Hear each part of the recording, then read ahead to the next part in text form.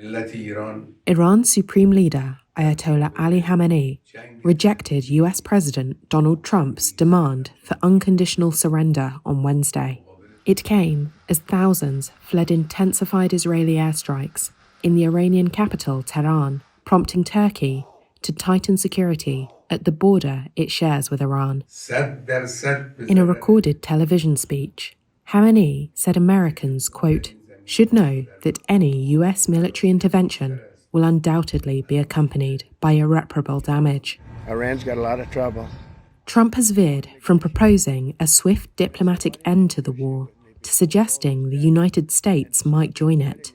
In social media posts on Tuesday, he mused about killing Khamenei and demanded Iran's unconditional surrender. A source familiar with internal discussions said Trump and his team were considering joining Israel in strikes against Iranian nuclear sites, among other options. Israel's military told Iranians to leave parts of the capital for their safety while it struck targets. It said 50 Israeli jets had struck around 20 targets in Tehran overnight, including sites producing raw materials, components, and manufacturing systems for missiles. The prospect that Trump could bring the United States into the war has raised the stakes since he abandoned a G7 summit and met his security officials in Washington on Tuesday. Iran's ambassador to the United Nations in Geneva, Ali Bahraini, told a news conference he already saw the US as complicit in what Israel is doing. If we come to the conclusion that the United States is directly involved in attacks against Iran, we will start responding to the United States. Iran has been exploring options for leverage, including veiled threats to restrict access to the Gulf through the Strait of Hormuz, the world's most important shipping artery for oil. Tehran has in the past threatened to close the strait, but has never followed through.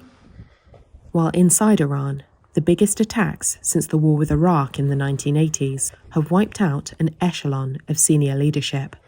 Authorities have allowed fewer images of destruction to circulate than in the early days of the bombing, and a ban on filming by the public has been imposed. In Israel, sirens rang out warning people of Iranian retaliatory missile strikes. At Ramat Gan city train station east of Tel Aviv, people were lying on city-supplied mattresses lined along the floor. Among them, Tamar Vaiz, prepared for her second night in the makeshift shelter, alongside her 2 children. I feel scared and overwhelmed, especially because I live in the densely populated area that Iran is seeming to target, and our city has very, very old buildings without shelters and without safe spaces.